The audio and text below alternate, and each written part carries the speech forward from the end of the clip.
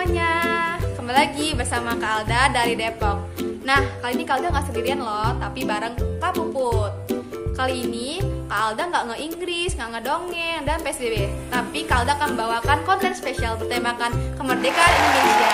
Nah, kalian penasaran kan apa yang akan dibahas tentang Indonesia? Yuk simak bareng-bareng.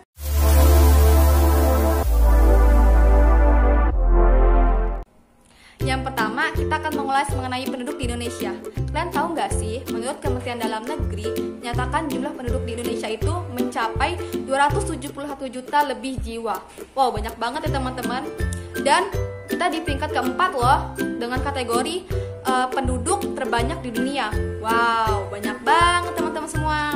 Nah, kalian tahu nggak sih, untuk peringkat 1 sampai 3 tuh negara apa aja ya teman-teman?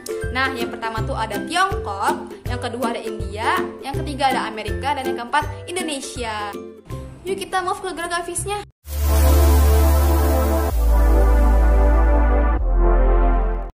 Kalau kita lihat dari geografisnya, kita tuh di antara benua Asia dan benua Australia, dan juga Samudra Pasifik dan Samudra Hindia.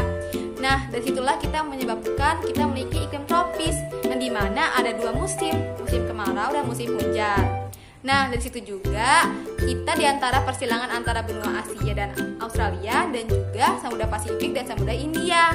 Sehingga kita memiliki keberagaman budaya di dalam seni, bahasa, agama, peradaban, serta mitra-mitra berdagang dengan negara-negara sekitar karena lokasi kita strategis. Lanjut, kita ke temannya geografis yuk, astronomis. Nah, dari astronomisnya, Indonesia itu terletak di antara 6 derajat lintang utara sampai 11 derajat lintang selatan, dan 95 derajat bujur timur sampai 141 bujur timur. Hal itu, Indonesia memiliki 3 waktu loh. Yang pertama, ada waktu Indonesia Barat, WIB. Yang kedua, ada waktu Indonesia Tengah, WITA. Dan yang ketiga, ada waktu Indonesia Timur, WIT.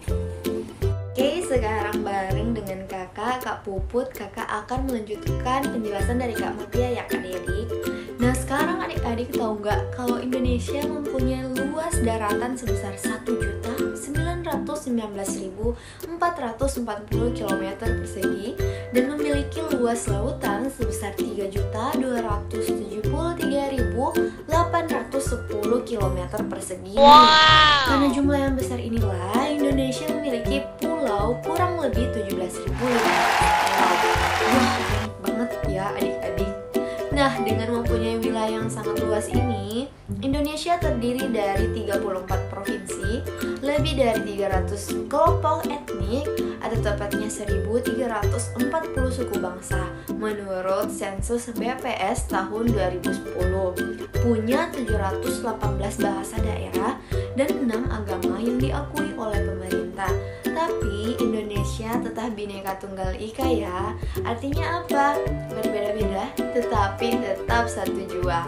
Lalu dengan luas besar ini, bagaimana dengan sistem pemerintahannya ya Kak?